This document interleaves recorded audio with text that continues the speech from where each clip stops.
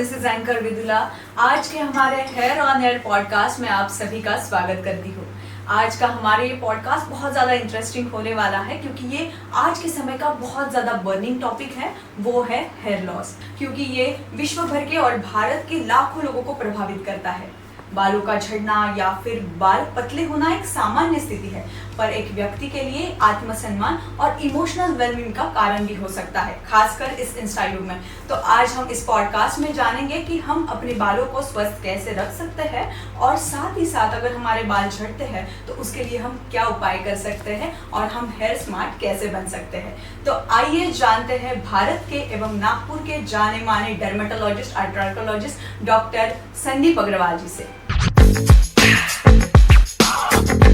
नमस्कार डॉक्टर। नमस्कार। आज के हमारे हेयर ऑन एयर पॉडकास्ट में आपका स्वागत है। Thank you very much. आज का हमारा पॉडकास्ट बहुत ज़्यादा इंटरेस्टिंग होने वाला है, पर ये पॉडकास्ट शुरू करने से पहले मैं आपसे रिक्वेस्ट करूंगी कि आप आपके बारे में हमारे दर्शकों के लिए बताइए और साथ ही साथ आपने डर्मेटोलॉजिस्ट और ट्राइकोलॉजिस्ट में ही स्पेशलाइजेशन करना क्यों चुना।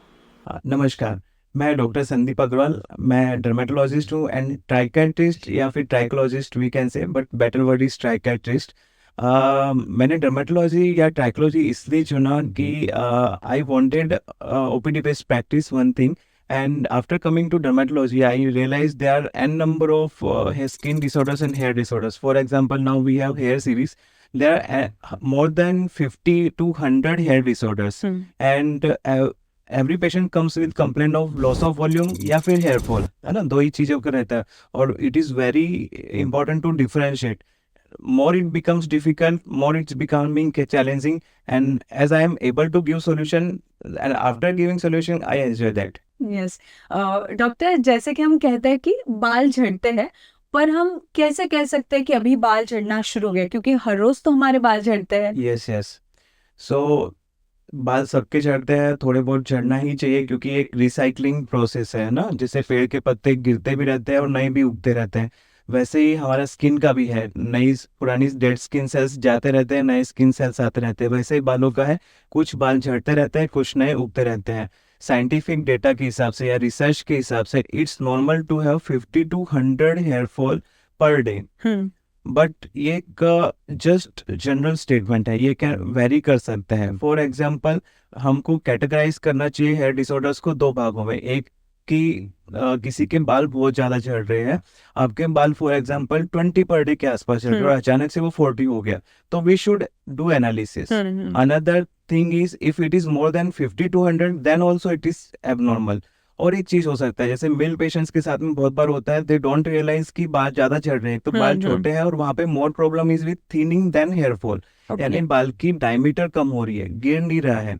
वहां पे हेयर फॉल हो सकता है 10-15 ही हो, लेकिन दे विल रियलाइज कि हेयर लाइन पीछे जा रही है या यहाँ से बाल स्पॉट्स आ रहे हैं या फिर ओवरऑल हेयर लॉस हो रहा है, बट वहाँ पे ज्यादा बाल होते हुए भी हमको एग्जामिनेशन करना है क्योंकि वॉल्यूम लॉस हो रहा है। फीमेल पेशेंट्स में भी ऐसा हो सकता है, उनको जो मांग बनाते हैं, ये मांग का साइज बढ़ना चालू हो जाता है, जैसे हो सकता है 2 मिलीमीटर, हो सकता है 1 सेंटीमीटर।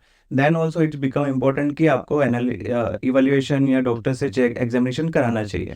मैं वही अभी आपसे पूछना चाहती हूँ कि फीमेल और मेल के बालों में झड़ने में क्या फर्क होता है और कैसा हम डिफरेंशिएट कर सकते हैं। Okay, there are two terms, male pattern baldness and female pattern baldness. तो मेल पैटर्न बाल्डनेस और फीमेल पैटर्न बाल्डनेस, ये दोनों ही चीजें हेयर थिनिंग से रिलेटेड है, जहाँ पे डायमीटर कम होने के कारण वॉल्यूम लॉस हो रहा है। और एक चीज और है जिसको हम टिलोजन इफ्लियम करके बोलते हैं, यहाँ पे हेयर फॉल हो रहा है। तो हेयर फॉल मेल और फीमेल पैटर्न, मेल और फीमेल पेशेंट्स दोनों में सेम है। वहाँ पे बाल झड़ने के लिए पेशेंट को कंप्लेंट रहेगा, आपको ऐसा रियलाइज होगा कि हमारे बाल ज्यादा झड़ रहे हैं, हो सकता है 50 से 100 से ज्यादा। लेकिन मेल और फीमेल पैटर्न बाल्डनेस में क्या होगा, वहाँ पे थिनिंग मेन कंप्लेंट है और एसोसिएटेड वीकनेस के कारण हेयर फॉल भी है, यानी मल्टी फैक्टर्स है। तो मेल पैटर्न में हमको देखिएगा कि यहाँ पे हमको ये एरिया सबसे ज्यादा जाता है लड़कों का। थिएटर में भी जाओगे तो पीछे से ये भाग ज्यादा दिखता है और ये पट्टी सामने से रहती है। नोट पे भी देखोगे तो महात्मा गांधी की ये पट्टी बची है, सिर्फ यही गई है ना, महात्मा गांधी जी की, सॉरी। एंड तो मेल पैटर्न्स को हेयरलाइन पीछे जाता है, यहाँ से बार्डनेस आता है और ये ओवरऑल थिनिंग हो सकती है। हम्म। फीमेल में कभी भी कंप्लीट बार्डनेस नहीं आता है। Male and female pattern baldness में उनको सिर्फ हेयर थिनिंग की वजह से overall scalp visibility central scalp का बढ़ता है। ये एंड्रोजेनेटिक एलोपेशिया की हम बात कर रहे हैं। There are an number of disorders, जैसे सिकाट्रिशियल एलोपेशिया है, उनमें ओवरऑल फुल बाल्डनेस हो सकती है मेल और फीमेल पेशेंट्स में। अगेन अपन ने डिस्कस किया हाँ। कि बहुत सारे हेयर डिसऑर्डर्स हैं, तो उसमें से एक जो जनरली बहुत कॉमन है male and female pattern baldness, उसकी अपन बात कर रहे हैं। हाँ, जैसे कि आपने कहा मेल और फीमेल के बाल को झड़ने के बारे में आपने अभी कहा, पर क्या इसके लिए आप फर्स्ट लाइन ट्रीटमेंट कौन सी रिकमेंड करोगे? Depending upon the type of alopecia, first thing यदि हम कॉमन बाल्डनेस की बात करेंगे तो first line treatment from this interview I will give message of lifestyle. तो लाइफस्टाइल यानी क्या? लाइफस्टाइल में हमारा, यदि हम मॉर्निंग से स्टार्ट करते हैं तो हमारी नींद इम्पोर्टेंट है, सेकंड हमारी एक्सरसाइज इम्पोर्टेंट है, हमारा डाइट इम्पोर्टेंट है ना, हमारा स्ट्रेस, हम काम पे जा रहे हैं, स्कूल में जा रहे हैं, कॉलेज में जा रहे हैं, हमारा स्ट्रेस मैनेजमेंट, ये सब चीज़ें इंपॉर्टेंट है। एक एक चीज़ मैटर करती है। डाइट एवरीवन नोस कि न्यूट्रिशन जरूरी है। Nutrition in the form of water intake, in the form of fruit intake, dry fruit, seeds है ना, पंपकिन सीड्स, और टाइमली ट्रिप, जैसे किस टाइम हम ब्रेकफास्ट कर रहे हैं, ब्रेकफास्ट में कितना ले रहे हैं, डिनर में कितना ले रहे हैं, ये सब चीज़ें इंपॉर्टेंट है। स्ट्रेस है इनडायरेक्ट रोल, जैसे स्ट्रेस हार्मोन्स पे फर्क डाल सकता है, स्ट्रेस हमारी डाइटरी इंटेक पे फर्क डाल सकता है, स्ट्रेस हमारी स्लीप पे इफेक्ट डाल सकता है। तो स्ट्रेस मैनेजमेंट या फिर एक हैप्पी लाइफ जरूरी है। उसके साथ साथ लाइफस्टाइल में हमारी एक्सरसाइज, वी नो कि जब हम एक्सरसाइज रनिंग कर रहे हैं तो हार्ट पंप कर रहा है, ब्लड फ्लो इंक्रीज हो रहा है। और जितने भी हेयर मेडिसिन है जो एक्चुअली हेयर थिकनेस करते हैं, उनका काम भी यही है कि बालों को ब्लड फ्लो बढ़ाना है। तो exercise can indirectly increase blood flow. Nutrition जो हम खा रहे हैं वो बालों तक नहीं पहुंच रहा है, तो एक्सरसाइज से वो बालों तक पहुंचेगा। और एक्सरसाइज कि एंडोर्फिन सीक्रेट होते हैं, ये खुशी के हार्मोन्स है, उससे हमारा स्ट्रेस मैनेजमेंट होगा। तो एक्सरसाइज इज इम्पोर्टेंट। ओवरऑल हमको लाइफस्टाइल ठीक करनी है, तो फर्स्ट लाइन है, and then come to medicine. तो डॉक्टर, हेयर न्यूट्रिएंट की बात करते हैं। मेरा एक लाइव एग्जांपल है। मुझे कुछ केमिस्ट ने सजेस्ट किया था, कैन आई शो यू? तो क्या आप मुझे बता सकते हो कि मेल और फीमेल दोनों भी यूज कर सकते हैं या फिर इसमें कुछ डिफरेंस होता है? Okay, you purchased both, right? हाँ. Yes, there is difference between male and female nutritional therapy, and I will tell you the logic behind that. कि men is hormonal. Female patients lose some amount of iron in the form of bleeding during menstrual cycle. So iron demand is more for female patients. बहुत ऐसा कुछ नहीं है कि ये harmful है यदि आपने मेल वाला ले लिया, ऐसा कुछ नहीं है। यदि हम दोनों के इंग्रेडिएंट्स चेक करते हैं तो in female supplements the iron dose is more than male, so only difference is more of iron is required in female patients. So yes, there is different nutritional demand for female body and male body, so that's why different nutritional supplements for male body and female body. Ideally it should be like बच्चों को अलग देंगे, बड़ों को अलग देंगे, है ना, न्यूट्रिशन थेरेपी। वैसे मेल पेशेंट्स का डिमांड अलग है, फीमेल पेशेंट्स का डिमांड अलग है, तो we will give different nutritional therapy. So iron का तो ये था, और बाकी न्यूट्रिशन के बारे में भी अपन बात करते हैं। तो ऐसा कुछ नहीं है कि सिर्फ हमको एक ही पर्टिकुलर न्यूट्रिएंट या न्यूट्रिएंट कंपोनेंट लगता है बालों की ग्रोथ के लिए। ये जो बाल है ये प्रोटीन स्टैंड्स है, और इसको प्रोटीन्स को एकजुट रखने के लिए मल्टीपल मिनरल्स हमको लगते हैं, मल्टीपल विटामिन हमको इनको ग्रो करने के लिए लगते हैं। सिमिलर टू हमारा जब हार्ट एक ऑर्गन है या फिर आईज एक ऑर्गन है, उसी तरह से हेयर इज ए ऑर्गन, उसको ग्रो करने के लिए सब प्रकार के न्यूट्रिशन लगते हैं। एक चीज़ मैं बायोटिन के बारे में भी क्लियर करना चाहूँगा। बायोटिन बहुत अभी ट्रेंडिंग में है। exactly. Yes yes, definitely. तो ऐसा कुछ नहीं है कि सिर्फ बायोटिन से ही हेयर ग्रोथ होगा, हमको सब कुछ चाहिए। और in fact biotin is a controversial thing at present. There are an number of research article जो बोलते हैं कि biotin is good for hair in case of biotin deficiency. There are rare disorders जिसमें बायोटिन हेल्प कर सकता है, सबके लिए बायोटिन बहुत जरूरी नहीं है। और इवन बायोटिन लेते वक्त एक चीज़ का और ध्यान रखना चाहिए कि biotin can lead to problem in thyroid test. यदि आप बायोटिन ले रहे हो और आपको कुछ थायराइड के सिम्टम्स और थायराइड चेक करने जा रहे हो, तो उस टाइम पे भी वो इंटरफेयर कर सकता है रीडिंग्स के साथ में, है ना। उसको बायोकेमिकल हाइपरथायराइडिज्म करके हम लोग बोलते हैं, तो वो चीज़ पे ध्यान रखना चाहिए। अपार्ट फ्रॉम आयरन, हमको जिंक करके एक आयरन जैसे मिनरल होता है, copper, vitamin A, vitamin D, है ना, calcium and number of amino acid. Amino acid मतलब part building blocks of protein. ये सब चीज़ें हमारे लिए ज़रूरी है न्यूट्रिशन में। और न्यूट्रिशन के लिए हमको सिर्फ न्यूट्रिशनल सप्लीमेंट्स पे डिपेंडेंट नहीं रहना है, न्यूट्रिशन के लिए हमको अपने डाइट पे भी ध्यान देना है ना, किस तरह की हम डाइट ले रहे हैं, प्रोटीन्स कितना ले रहे हैं, बैलेंस डाइट एक जरूरी है। और एक इम्पोर्टेंट सवाल ऐसा है सर कि अगर बाल झड़ते हैं तो हम फिर से उसे उगा सकते हैं? Yes, definitely. यदि बाल झड़ते हैं तो हम उसको फिर से उगा सकते हैं। फॉर एग्जांपल हम इस जो पोर्ट है इसको हमारा स्किन का एग्जांपल लेते हैं, और ये जो है ये हमारा बाल का एग्जांपल लेते हैं। यदि बाल यहाँ से झड़ गया या इवन थोड़ा सा पार्ट ऑफ इसके नीचे से भी झड़ गया तो रीग्रो हो सकता है, लेकिन यदि रूट डैमेज हो गया तो रीग्रो नहीं हो सकता है। तो there are some rare disorders जिसको हम सिकाट्रिशियल एलोपेशिया बोलते हैं, जहाँ पे स्टेम सेल्स यानी कि जिससे बाल या कोई भी ऑर्गन डेवलप होता है, स्टेम सेल्स या पेपिला नाम का एक ऑर्गन डैमेज हो गया तो बाल दोबारा उग नहीं सकता। बट उसमें भी यदि टाइमली ट्रीटमेंट हो सकता है तो उग सकता है, वहाँ पे भी पॉसिबिलिटी है। बट जो कॉमन बाल्डनेस देखते हैं, जो हमको कॉमनली फीवर के बाद या कॉमनली हेयर फॉल होता है, या मेल फीमेल पैटर्न बाल्डनेस में जहाँ पे थिनिंग होती है, वहाँ पे रूट्स कंप्लीटली डैमेज नहीं होते हैं, वहाँ पे ऊपर का पार्ट डैमेज होता है, तो वो हम काफी हद तक रीग्रो कर सकते हैं यदि टाइमली ट्रीटमेंट हुआ तो। एक चीज और है कि जैसे यदि किसी को यहाँ से फ्रंटोटेम्पोरल एंगल पीछे गए हैं मेल पेशेंट्स में स्पेशली, तो यदि हम माइक्रोस्कोप से यदि चेक करेंगे, यदि यहाँ पे चेक करेंगे तो वहाँ पे बहुत सारे थिन हेयर्स दिखेंगे जो कि हमको कई बार आंखों से दिखते नहीं है। मतलब बाल वहाँ पे है लेकिन वो थिन हो गए हैं। एक पर्टिकुलर लिमिट के बाद थिनिंग होने के बाद वो फिर से थिक नहीं हो सकते। तो अगेन फिर से टाइमली ट्रीटमेंट जरूरी है यदि बालों का।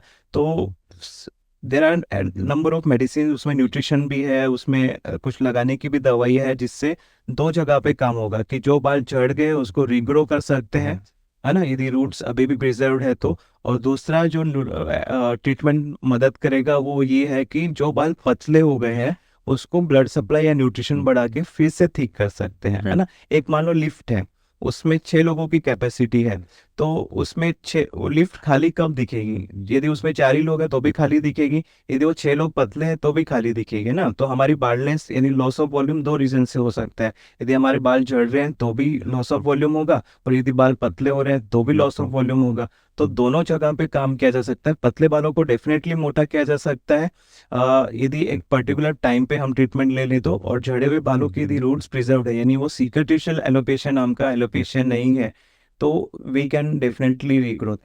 आपने अभी एलोपेशिया के बारे में बोला है, तो एलोपेशिया एग्जैक्टली क्या है उसके बारे में आप क्या कहोगे? एलोपेशिया मीन्स एक साइंटिफिक टर्म है जहाँ पे लॉस ऑफ हेयर वीकेंड से। तो there are different grades of different types of alopecia we can say. एक तो है कि हेयर रूट पे यदि डैमेज है, और एक है हेयर शाफ्ट पे। हेयर शाफ्ट से पे यूजुअली जो डैमेज होता है, हेयर शाफ्ट मतलब ये जो स्ट्रैंड्स हमको विजिबल है, तो हेयर शाफ्ट पे डैमेज जब होता है जब यहाँ पे कोई इन्फेक्शन है, फॉर एग्जांपल फंगल इन्फेक्शन है, या फिर आप जो कुछ प्रोसीजर्स करते हैं, for example you did hair straightening या आपने और कुछ हॉट एयर यूज किया है, तो उसकी वजह से जो डैमेज होता है, या even because of hair dye, तो वो हेयर शाफ्ट डिसऑर्डर्स हो गए, है ना। और एक डिसऑर्डर है जहाँ पे हेयर रूट्स को डैमेज होता है, उसमें भी फिर हम अलग अलग पार्ट में डिवाइड कर देते हैं। एक ये है कि वो कंप्लीट रूट को डैमेज है, जैसे अपन ने इससे पहले बात की, और एक पार्शियल डैमेज है। कंप्लीट रूट को डैमेज है तो we call them cicatricial alopecia, partial damage है तो we call non cicatricial alopecia. उसमें भी एक है जैसे कॉमन बाल्डनेस है, मेल फीमेल पैटर्न बाल्डनेस, एक है कि सिर्फ बाल झड़ते हैं जैसे टीलोजेनिफ्लियम, एक है कुछ लोगों को जैसे कुछ लोग बहुत मिथ लगते हैं कि यहाँ पे कीड़ा लग गया बोलते हैं, सिक्के जैसे पैचेस चले जाते हैं, उसको हम वो ऑटोइम्यून है, हमारी खुद की इम्यूनिटी एक्चुअली अटैक करती है, कोई कीड़ा अटैक नहीं करता है, अंदर से हमारी इम्यूनिटी अटैक कर रही होती है, उसको हम एलोपेशिया एरियाटा बोलते हैं। तो एन नंबर ऑफ डिसऑर्डर्स जिसमें एलोपेशिया हम बोल सकते हैं। एलोपेशिया के भी बहुत सारे प्रकार हैं, मोर देन 50 के वी कैन से। डॉक्टर, क्या हेयर ग्रोथ थेरेपी में एलोपेशिया विभिन्न होता है क्या, जैसे कि महिला और पुरुषों में, और साथ ही साथ कुछ अलग पैटर्न में हेयर लॉस होता है क्या? इसके बारे में आप क्या कहोगे? Yes, mail and female patients में पैटर्न एलोपेशिया की बात किया जाए तो डिफरेंट होता है, और ट्रीटमेंट भी डिफरेंट होती है। ट्रीटमेंट में जो मेडिसिन यूज़ कर रहे हैं वो भी डिफरेंट है, और जैसे अपन ने बात की कि न्यूट्रिशन की जो बात की, न्यूट्रिएंट थेरेपी भी बिल्कुल डिफरेंट होती है। पहले अपन डिसीज कैरेक्टरिस्टिक्स यानी क्या पैटर्न डिफरेंट होता है। तो पैटर्न डिफरेंट ये होता है कि मेल पेशेंट, जैसे अपन ने इससे पहले भी डिस्कस किया, मेल पेशेंट्स में यूजुअली जो ये हम सेफ एरिया बोलते हैं, पीछे का ये कान से, यहाँ से कान के ऊपर से लेके पीछे होते हुए दूसरे कान तक, ये जो पट्टी होती है यूजुअली नहीं जाती है। हम जितने भी अपने आइकॉनिक पॉलिटिशियंस है या काफ़ी सेलिब्रिटीज़ है, I will take example of Mahatma Gandhi ji या अमित शाह जी, उनका भी देखेंगे तो ये पीछे का पार्ट बचा हुआ है, सिर्फ यही पार्ट जाता है। ऐसे कोई फीमेल पेशेंट्स हमने नहीं देखे हैं आज तक कि सिर्फ ये पार्ट बचा है, ये पार्ट नहीं गया है ना।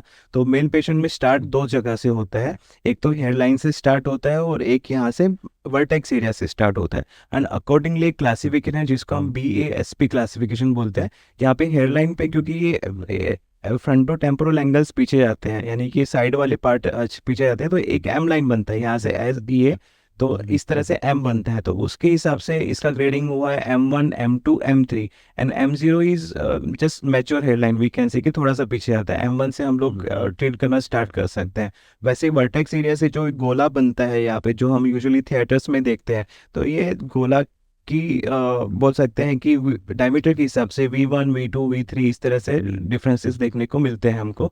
और कई बार क्या होता है कि हेयरलाइन प्रिजर्व रहती है और सिर्फ ये सेंटर स्कैल्प थिन हो जाता है, और उसको हम female pattern baldness in male patients बोलते हैं। उसको इसका ग्रेडिंग भी F वर्ड से ही किया गया, F1, F2, F3, क्योंकि फीमेल पेशेंट्स में हेयरलाइन यूजुअली पीछे नहीं जाती है। देयर आर रेयर कैरेक्टर्स जिसको हम बायोटेम्पोरल थिनिंग बोलते हैं, उसमें थोड़ा फीमेल्स में भी हेयरलाइन पीछे जा सकती है, बट यूजुअली नहीं जाती है। सिर्फ हेयर की मोटाई कम होने की वजह से स्कैल्प की विजिबिलिटी बढ़ती है, तो आपको लॉस ऑफ वॉल्यूम दिखेगा। और आप जब मांग बनाओगे यहाँ से, तो यहाँ पे दिखेगा कि मांग का साइज बढ़ रहा है या फिर स्कैल्प विजिबिलिटी बढ़ रही है। ये फीमेल पेशेंट्स में रहता है। ट्रीटमेंट में जैसे अपन ने ये भी चीज़ डिस्कस की कि न्यूट्रिशन अलग अलग है, demand female and male patients की, तो न्यूट्रिशन तो डिफरेंटली अपन ने कवर कर चुके हैं, तो अलग लगेगा। इवन ड्यूरिंग जब हम मेडिसिन प्रिस्क्राइब करते हैं, तो उसका स्ट्रेंथ की कितना रहेगा, स्ट्रेंथ मेडिसिन का कितने दिन के लिए रहेगा, प्रिकॉशंस क्या रहेंगे, that is completely different. For example, one medicine we give for hair growth therapy in male patient, we give which ask them to apply on scalp only, एक लोशन है जो अप्लाई करना है। जब फीमेल पेशेंट्स को देते हैं तो उसका स्ट्रेंथ थोड़ा कम रहता है और प्रिकॉशन अलग रहते हैं। फॉर एग्जाम्पल, आपको सोने के 2 घंटे पहले लगाना है, क्योंकि वो ही सोल्यूशन जो हेयर ग्रोथ या हेयर थिकनेस के लिए दे रहे हैं, और वो उनके फेस पे आए तो तकिए पे लग के या फिर उनके बालों पे लग के, तो they will face facial hair growth on right. तो फेशियल हेयर ग्रोथ ना हो तो उनको प्रिकॉशंस बताए जाते हैं कि सोने के 2 घंटे पहले लगाओ, उसके ड्रॉप्स आपके चेहरे पे नहीं आना चाहिए बिल्कुल भी, है ना, उसका परसेंटेज कम रहना चाहिए। फ्रीक्वेंसी एक ही बार रह सकती है, मेल पेशेंट्स में हम फ्रीक्वेंसी ज़्यादा रखते हैं मेडिसिन का। तो ट्रीटमेंट भी डिफरेंट है, पैटर्न्स भी डिफरेंट है, न्यूट्रिशनल डिमांड भी अलग है, प्रिकॉशंस भी अलग है ना। तो और इवन हेयर मैनेजमेंट भी डिफरेंट है कि उनको उनकी नीड शैम्पूइंग की अलग है ना। तो मल्टीपल चीज डिफरेंस है मेल एंड फीमेल पेशेंट्स में, and accordingly we should identify them. और पेशेंट्स को खुद भी आइडेंटिफाई करना आना चाहिए, तभी तो वो हमारे पास आएंगे। उनको ये नहीं पता कि उनके साथ क्या हो रहा है, तो वो डॉक्टर को क्या पता है, यानी किस चीज़ के लिए दिखाएंगे। तो वो आप लोगों को भी आइडेंटिफाई करना आना चाहिए, और हम लोग तो कर ही लेंगे as a dermatologist, we are training them. आपने जैसे कहा, पर इसके कोई विभिन्न कारण हो सकते हैं जिसके कारण ये संभव होता है, तो ये कारणों के बारे में आप बोलिए। रीजंस, इसके रीजंस क्या होते हैं, महिलाओं में क्यों पाया जाता है, इसके बारे में आप महिलाओं में एलोपेशिया क्यों होता है।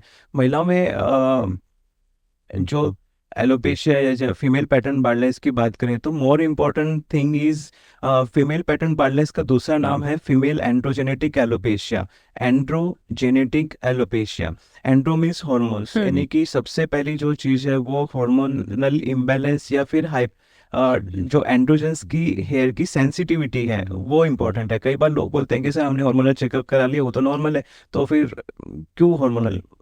हार्मोन्स का सेंसिटिविटी यहाँ पे डिफरेंट है। आपका हार्मोनल लेवल जो ब्लड में दिख रहा है वो नॉर्मल है सिर्फ, है ना। दूसरा कैन बी जेनेटिक, और कई बार लोग बोलते हैं मेरे मम्मी पापा को तो नहीं है, बट ये जरूरी नहीं है कि आपके मम्मी पापा में ही है, आपके दादा दादी नाना नानी या उनके पेरेंट्स में भी ये संभवता है कि उनको रहा हो। कई बार वो उनकी जनरेशन में अनडिटेक्टेड था, आज हम ज़्यादा सेंसिटिव हुए हैं हेयर फॉल के लिए, तो कहीं ना कहीं जेनेटिक रोल रहता ही है। और नहीं भी रहता है तो इट्स ओके, दूसरे कॉजेज भी हम उसके लिए ध्यान देना चाहिए। इसके अलावा जेनेटिक्स एंड हॉर्मोन्स के अलावा again nutrition, stress, our sleep cycle, है ना, ये सब चीज़ें इम्पोर्टेंट है।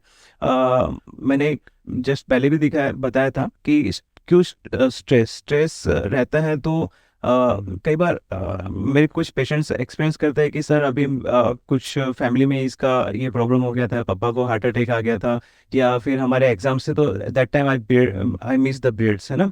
तो क्यों स्ट्रेस हमारे हॉर्मोन्स पे इम्पैक्ट डालता है ना, कहीं ना कहीं। तो स्ट्रेस से हमारा कुछ लोग स्ट्रेस में बिंज ईटिंग भी करते हैं। बिंज ईटिंग होगा तो वेट बढ़ेगा तो there will be higher chances of polycystic ovarian syndrome, है ना, जहाँ पे हार्मोनल इम्बैलेंस होता है। तो स्ट्रेस डायरेक्टली कम इनडायरेक्टली बहुत ज़्यादा इम्पैक्ट डालता है हमारे हेयर हेल्थ पे। Similarly diet, we know the significance. So there are n number of causes for female pattern hair loss, and similarly in male patients also.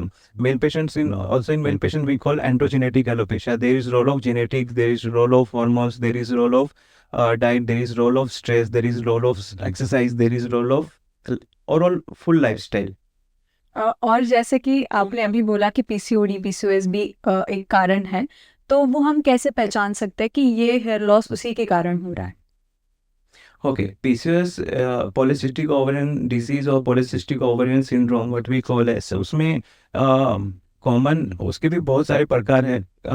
कई बार उसमें common issue ये रहता है कि पीरियड्स का इरेगुलरिटीज, है ना। और there are other symptoms also apart from hair thinning. There is one term SAHA. What is S means seborrhea, skin ka oiliness. A means acne. H means hirsutism, facial hair growth. A means alopecia, means facial thinning. So these four things are important to identify PCOS. But sometimes what happens, the PCOS is only visible on sonography. Means cysts are there on sonography. There are no other symptoms apart from hair thinning. That also becomes important. कई बार patient बोलते हैं sir हमारे periods तो normal है, तो क्यों PCOS या फिर क्यों एंड्रोजेनेटिक। मेडिकल साइंस बहुत वास्ट है और सबकी बॉडी बहुत अलग है ना, और रिसर्च चल ही रहा है। तो पीसीएस के भी डिफरेंट टाइप्स है। हो सकता है कि पीरियड्स नॉर्मल हो, but there can be symptoms of polycystic ovarian syndrome. तो जब आप डॉक्टर्स को विजिट करते हैं एंड डॉक्टर सस्पेक्ट करते हैं कि अदर सिम्टम्स भी है, तो we diagnose with the help of USG और with the help of hormonal diagnosis.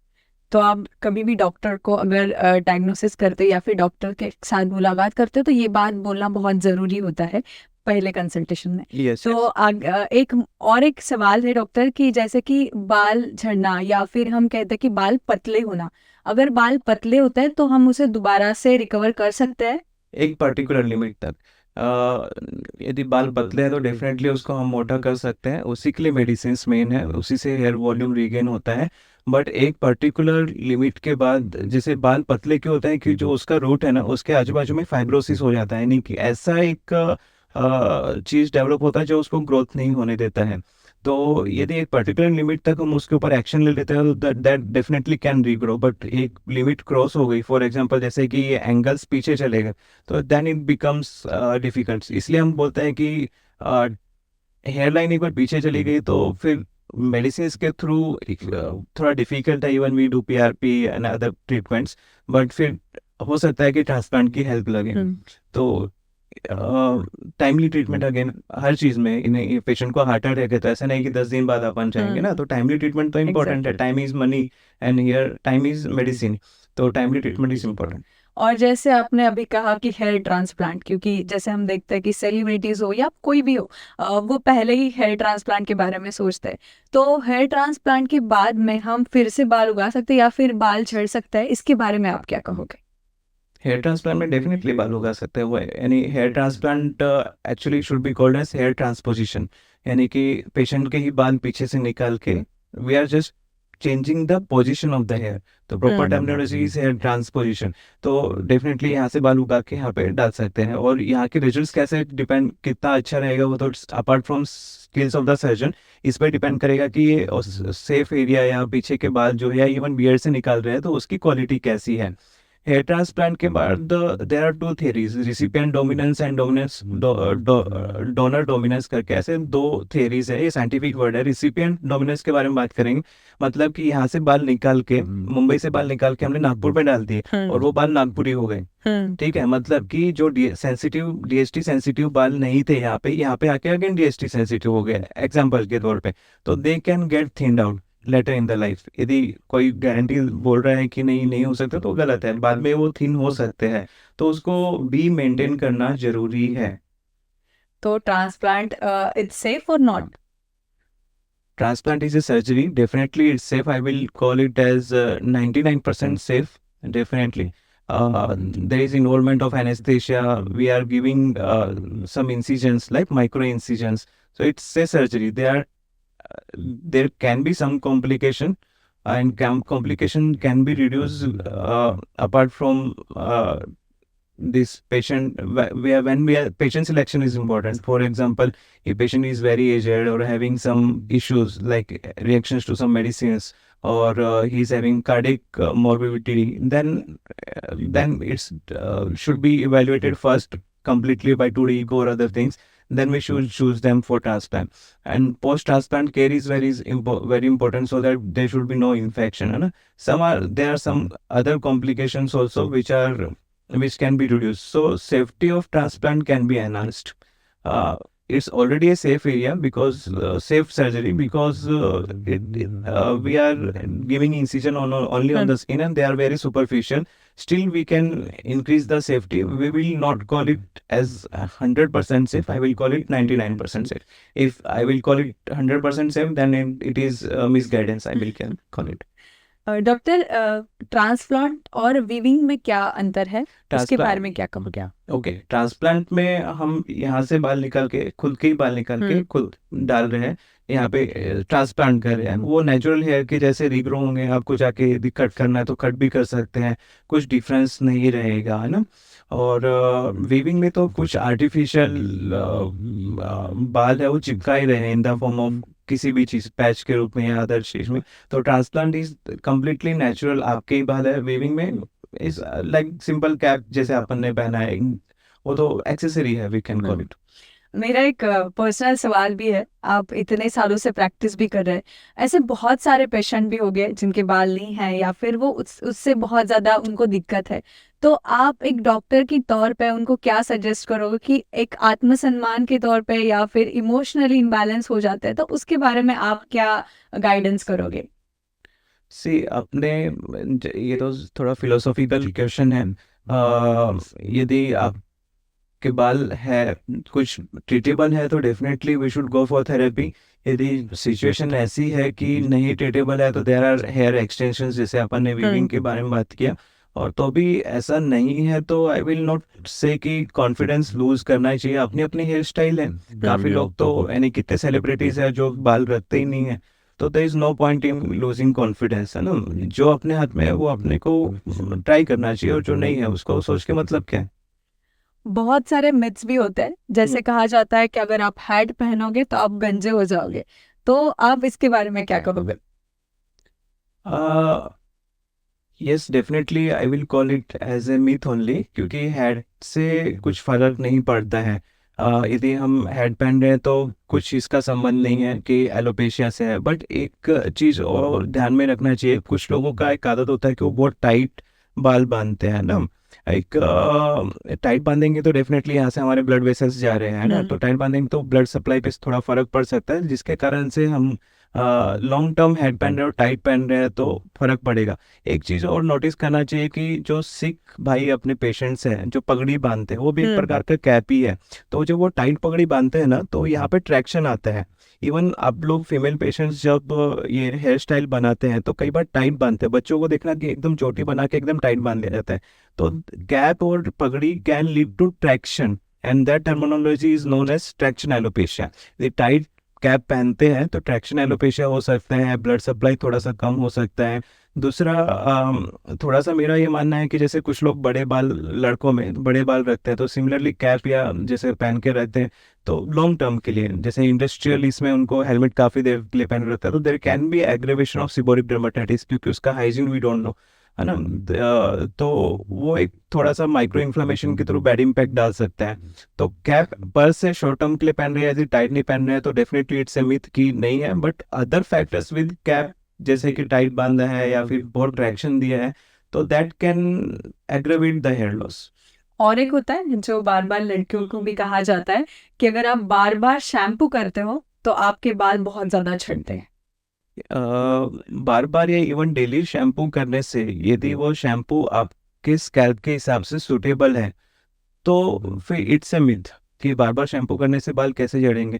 यदि मैं इसको या रोज वॉश कर रहा हूँ इस प्लांट को और इसका रूट स्ट्रॉन्ग है, तो कैसे झड़ेगा। कितना भी इसको वॉश कर लो, ये नहीं झड़ने वाला। यदि रूट्स कमजोर है तो ही झड़ेगा ना। जिसको आप दिन में हफ्ते में 2 बार पानी दो तो भी नहीं झड़ेगा, या वॉश करो फॉर एग्जाम्पल, या रोज वॉश करो तो भी नहीं झड़ेगा।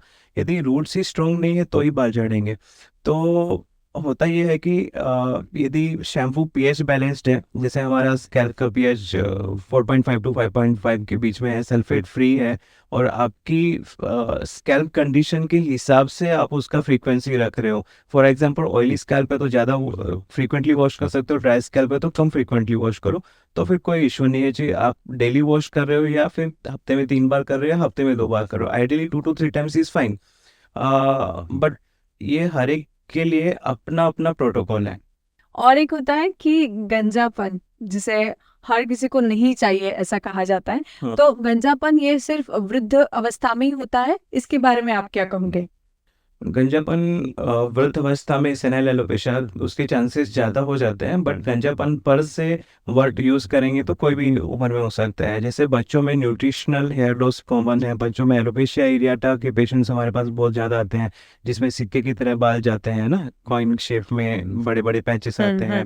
और जो कॉमन बाल्डनेस है जिसके बारे में हम ज़्यादा बात की अभी, mail and female pattern baldness, अभी तो पोस्ट 15 ईयर एज या 16 ईयर एज के बाद भी पेशेंट्स हमारे पास आना चालू हो गए हैं। यानी कि और कॉमन एज है 25 के आसपास, 20 से 30 साल के बीच में तो सबसे ज़्यादा पेशेंट्स आते हैं।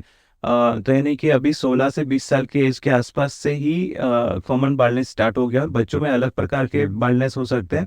हाँ, डिफरेंटली एज के साथ में तो नंबर ऑफ पेशेंट्स बढ़ना ही है, नंबर ऑफ उसका प्रिवेलेंस बढ़ना ही है।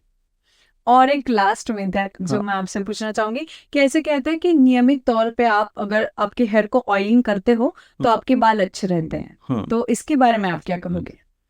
अगेन ये शैम्पूइंग वाला है कि हर एक को अपने हिसाब से प्रोटोकॉल सेट करना चाहिए। वैसे ही है ऑयलिंग का भी है।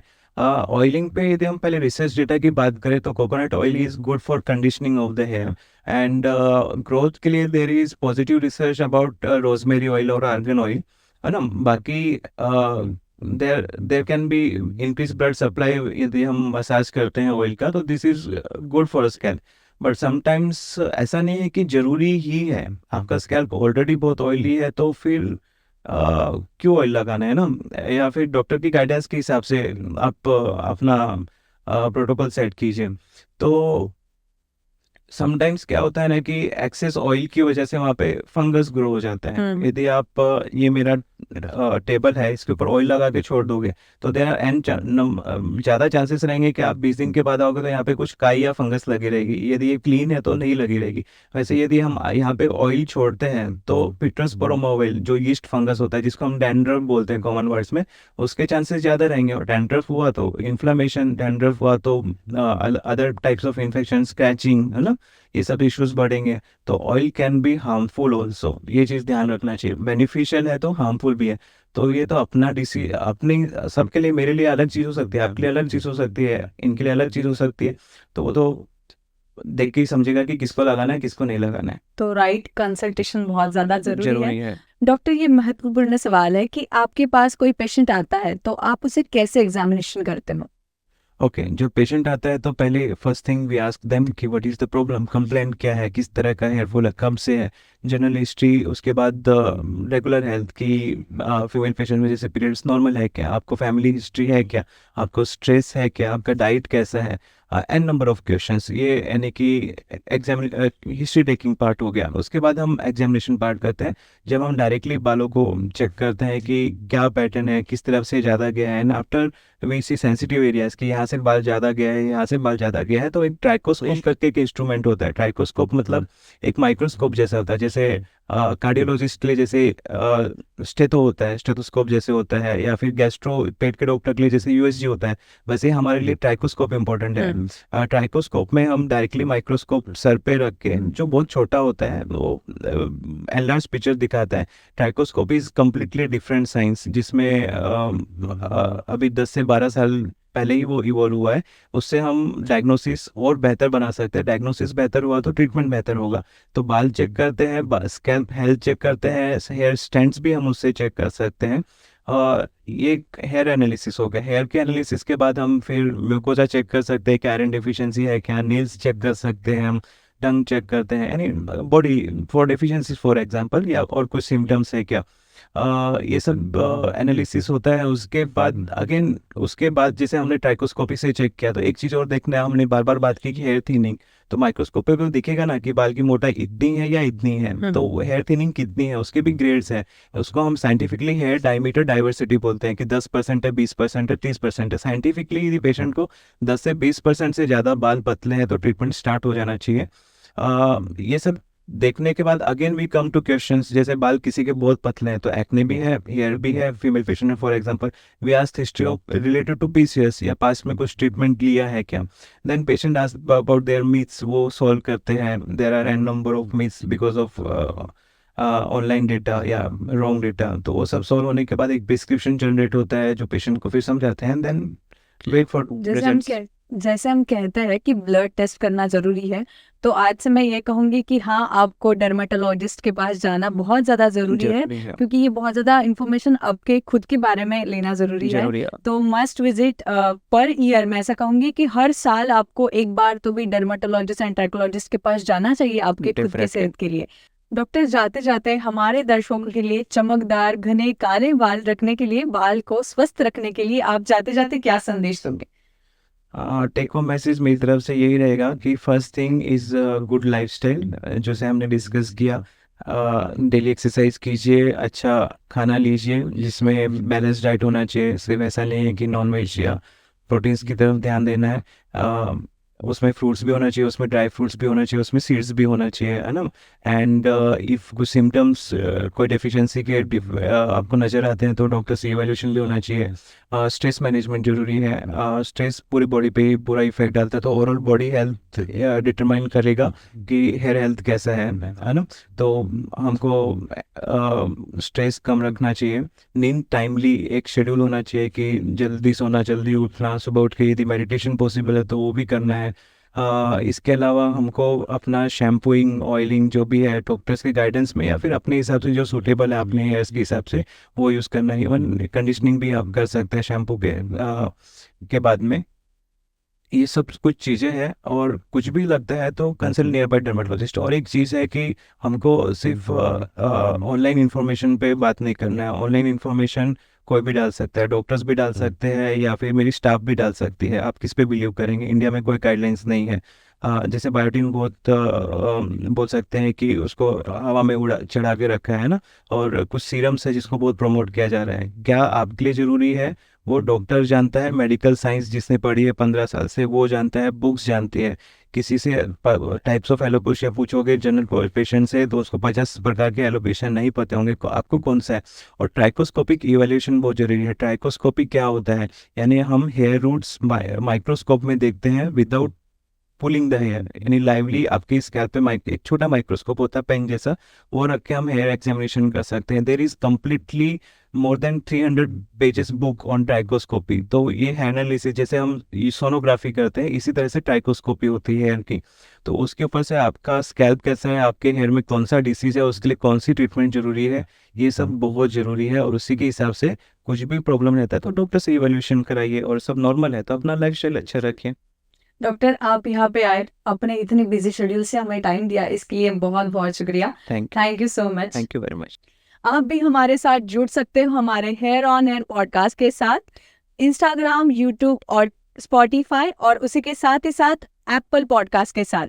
तो आज के प्रोग्राम में बस इतना ही, आगे मिलते हैं अगले एक्सपर्ट के साथ। तब तक के लिए धन्यवाद।